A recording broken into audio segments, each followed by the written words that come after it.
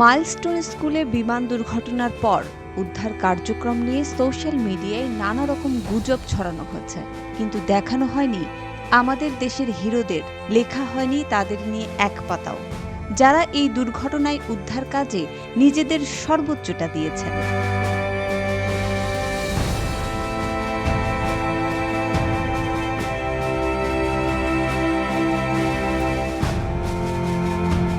সেনাবাহিনীর ভূমিকা নিয়ে আমরা কখনোই লিখি না।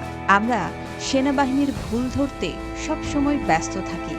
এবার সেনাবাহিনীর ভূমিকা নিয়ে বিস্তারিত জানিয়েছেন ISPR মেজর মেহেদী, যিনি 43 সৌরার মিসাইল রেজিমেন্ট ব্যাটারি কমান্ডারের দায়িত্বে আছেন।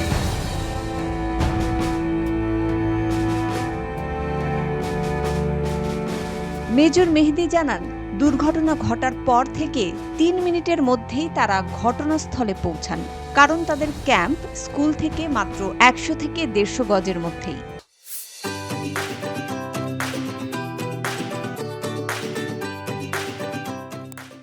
স্কুলে প্রবেশ করেই তারা প্রথমে দুজন মৃতদেহ দেখতে পান, যাদের মধ্যে একজন ছিলেন মা ও তার সন্তান।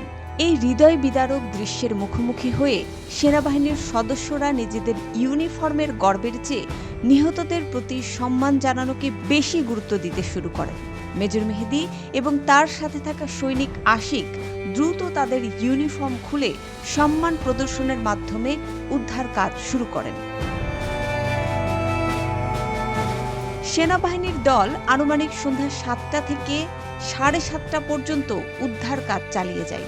আগুনের ভয়াবহতা সম্পর্কে তিনি বলেন, বিমানটি যেখানে বিধ্বস্ত হয়েছিল সেখানে এবং তার সামনের কক্ষে তীব্র আগুন জ্বলছিল। ভেতর থেকে জীবিতদের উদ্ধার চেষ্টা করেন সেনাবাহিনী। আগুন লাগা সত্ত্বেও তারা এবং তাদের সৈনিকরা ভেতরের আহত ও জীবিতদের উদ্ধারে আপ্রাণ চেষ্টা শুরু করেন। আগুন নেভানোর পাশাপাশি তারা ভেতরে প্রবেশ করে অনেক শিক্ষার্থীকে উদ্ধার করতে সক্ষম হন। বর্তমানে বহু শিক্ষার্থী বিভিন্ন হাসপাতালে চিকিৎসাধীন রয়েছেন। সেনাবাহিনীর এই কর্মকর্তা কৃতজ্ঞতার সাথে উল্লেখ করেন, উদ্ধার কাজে স্কুলের শিক্ষার্থীরাও সেনাবাহিনীর সদস্যদের যথেষ্ট সহযোগিতা করেছে।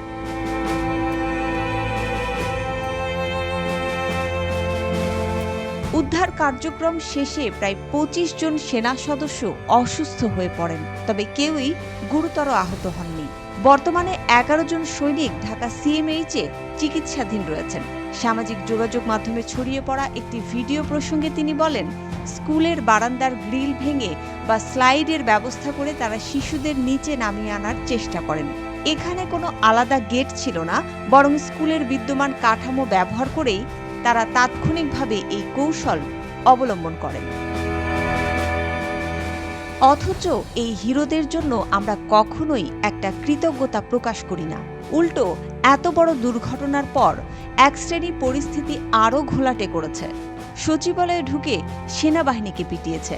মনে রাখতে হবে, এরা আমাদের হিরো, এদের জন্য আমাদের কিচ্ছু করার নেই। কিন্তু আমরা অন্তত একটা ধন্যবাদ তো দিতে পারি। আমরা যতদিন ধন্যবাদ দেয়া না শিখব, ততদিন কোনো অভ্যুত্থানই আমাদের দেশের ভাগ্য ফেরাতে পারবে না, পরিবর্তন করতে পারবে না দেশের কোনো কিছুই। মুসবা আলিম তিন্নি, GTV নিউজ।